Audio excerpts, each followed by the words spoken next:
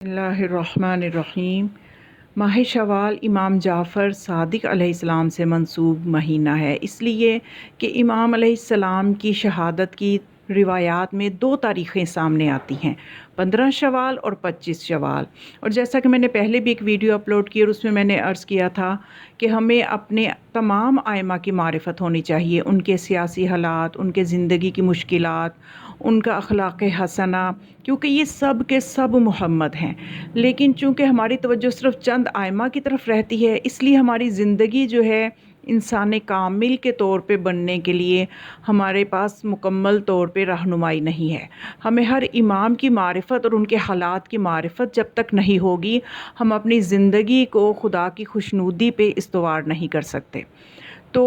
ہمیں چاہیے کہ ہم اس مہینے کو، ماہ شوال کو، معرفت امام صادق علیہ السلام کے لیے وقف کر دیں۔ اور اس میں میں نے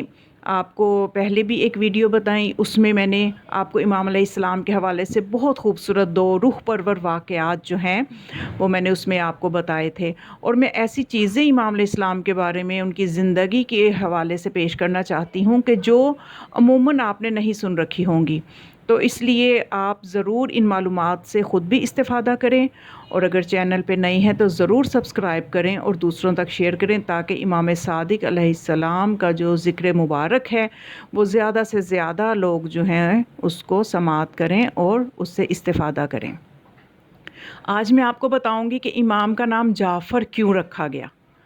اور پھر بتاؤں گی کہ امام جو ہے اس کا تصرف کیا ہوتا ہے، اور امام اپنے دل میں اپنے شیعوں کے لیے کتنی محبت رکھتا ہے۔ یہ سب چیزیں ہمیں پتہ ہونی چاہیے تاکہ ہمارے دل میں ہمارے ہر امام کی محبت جو ہے وہ جاں گزی ہو جائے۔ تو پہلے میں بتاؤں گی آپ کو کہ امام علیہ السلام کا نام جعفر کیوں رکھا گیا۔ تو اس کے حوالے سے ہمیں بہار الانوار میں روایت ملتی ہے کہ ایک مرتبہ امام صادق علیہ السلام نے خریس کنانی سے پوچھا کہ تمہارے والد نے تمہارا نام خریس کیوں رکھا ہے؟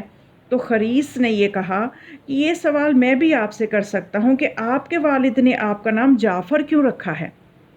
تو آپ علیہ السلام نے فرمایا، میں تجھے بتاتا ہوں، تیرا والد جاہل تھا، اسے علم نہیں تھا کہ خریس ابلیس کے ناموں میں سے ایک نام ہے۔ میرا والد عالم تھا، اسے معلوم تھا کہ جعفر جنت میں ایک نہر کا نام ہے۔ تیرے والد نے تیرا نام خریس رکھ کر اپنی جہالت کا ثبوت دیا، اور میرے والد نے میرا نام جعفر رکھ کر اپنے علم کا ثبوت دیا۔ تو امام علیہ السلام کا جو اسم گرامی جعفر ہے، یہ جنت میں ایک نہر ہے جس کی وجہ سے آپ کا یہ مبارک نام جو ہے وہ رکھا گیا۔ تو اب یہاں پہ میں آپ کو بتاؤں کہ ہر امام اپنے شیعوں کے لیے اپنے دل میں بہت درد رکھتا ہے، اور صرف وہ اپنے زمانے کے شیعوں کے لیے نہیں بلکہ چہاردہ معصومین کے جو شیعہ ہیں، ہر شیعہ کے لیے ہر امام اپنے دل میں بہت احساس رکھتا ہے، بہت کریم ہوتا ہے۔ جو امام ہوتا ہے حجت خدا ہوتی ہے، اور وہ حجت خدا جو ہے اس کے دل میں اپنے چاہنے والوں کے لیے بہت مقام ہوتا ہے۔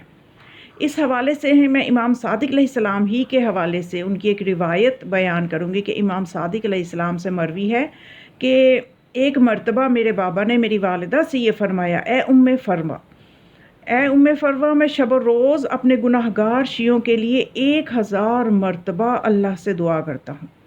کہ انہیں بخش دے، کیونکہ ہم مصائب پر صبر کرتے ہیں تو ہمیں اپنے صبر کا اجر معلوم ہے، لیکن ہمارے شیعہ جب ہماری محبت میں مصائب پر صبر کرتے ہیں تو انہیں نہیں معلوم ہوتا کہ اس کا اجر کیا ہے۔ یعنی آپ دیکھیے، اس روایت میں غور کیجیے تاکہ ہمارے اندر ہمارے ہر امام کی محبت جو ہے وہ پیدا ہو جائے اور معرفت کا نور مزید منور ہو جائے، کہ امام فرماتے ہیں کہ میں 1000 مرتبہ دعا کرتا ہوں اپنے شیعوں کے لیے، اور سوچئے کہ ہم اپنے ائمہ کو دن میں کتنی مرتبہ یاد کرتے ہیں، حالانکہ ہم ان کے محتاج ہیں۔ ہمیں ضرورت ہے کہ ہم اپنے ائمہ کا ذکر کریں تاکہ ہماری زندگیوں میں برکت آئے، لیکن ہم اس چیز سے غافل ہیں، لیکن ہمارے امام ہم سے غافل نہیں ہیں، نہ ہمارا زمانے کا امام ہم سے غافل ہے، نہ باقی ائمہ ہم سے غافل ہیں۔ اب دیکھتے ہیں کہ امام کا تصرف کیا ہے، کہ جب امام دنیا میں آتا ہے تو اس کا آنے کا انداز جو ہے وہ ایک خاکی انسان جو ہے جس طرح دنیا میں آتا ہے اس کے آنے میں اور امام کے جو حجت خدا ہے اس کے آنے میں بہت فرق ہے۔ تو وہ فرق کیا ہے، اس کے حوالے سے ہمیں ایک روایت ملتی ہے اصول کافی میں، کہ جس میں امام صادق علیہ السلام فرماتے ہیں کہ امام کے متعلق کوئی بات نہ کیا کرو، امام شکم مادر میں بھی سنتا ہے۔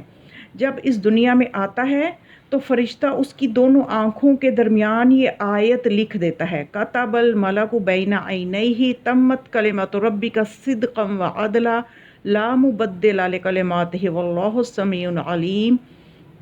تو یہ آیت لکھ دیتا ہے کہ ایک کلمہ خدا صداقت اور عدالت کے ساتھ مکمل ہوا، کلمات خدا کو کوئی تبدیل نہیں کر سکتا اور اللہ ہی سمیع اور علیم ہے۔ اور جب امام منصب امامت پر فائز ہوتا ہے تو امام فرماتے ہیں کہ اللہ کی جانب سے ہر شہر میں اس کے لیے ایک مینار نصب کر دیا جاتا ہے جس سے وہ تمام لوگوں کے اعمال کا مشاہدہ کرتا ہے، کیونکہ جو امام ہوتا ہے وہ اپنے زمانے کے لوگوں کے اعمال پر گواہ ہے۔ اور جیسے کہ قرآن میں بھی خدا فرماتا ہے امام علیہ السلام کی اس بات کی تصدیق قرآن کی اس آیت سے ہوتی ہے، قُلِ اعْمَلُوا فَسَيَرَى اللَّهُ عَمَلَكُمْ رَسُولُهُ وَالْمُؤْمِنُونَ، کہ اے لوگو، اے رسول، ان سے کہہ دو کہ تم اعمال کرتے جاؤ، تمہارے اعمال کو خدا، رسول اور مومنین دیکھ رہے ہیں۔ تو یہاں مومنین سے جو ہمیں روایات میں اس کی تفصیل ملتی ہے وہ یہی ملتی ہے کہ مومنین سے مراد ہر زمانے کا امام ہے، ہر زمانے کی حجت خدا ہے، کہ جو بھی زمانے کا امام ہوتا ہے وہ اپنے زمانے کے لوگوں کے اعمال کو دیکھ رہا ہوتا ہے۔ تو اس لیے ہمیں بھی چاہیے ہر لمحہ ہم اس بات کو اپنے دل میں بٹھا لیں، اپنے ذہن میں نقش کر لیں کہ ہم جو بات بھی بول رہے ہیں، ہم جو بات بھی سن رہے ہیں، ہم جو کام بھی کر رہے ہیں، ہمارے زمانے کا امام اسے دیکھ رہا ہے۔ تو اس لیے یہ بات ایک تربیتی اثر رکھتی ہے۔ جب انسان کے دل میں یہ بات راسخ ہو جاتی ہے، اس کا عقیدہ بن جاتا ہے، تو یقیناً وہ ایسا ہی عمل کرے گا جس سے اس کے زمانے کے امام راضی ہوں۔ وہ کبھی بھی ایسا کام نہ کرے گا، نہ سنے گا، نہ دیکھے گا کہ جس سے اسے پتہ ہو کہ اس بات سے زمانے کے امام ناراض ہوں گے۔ تو خداوند متعال ہم سے ائمہ علیہم السلام کو ہم پہ راضی رکھے اور بالخصوص ہمارے زمانے کے امام کو ہم پہ راضی کرے تاکہ ہم ان کی توجہ کو پا سکیں۔ والسلام علیکم ورحمۃ اللہ وبرکاتہ۔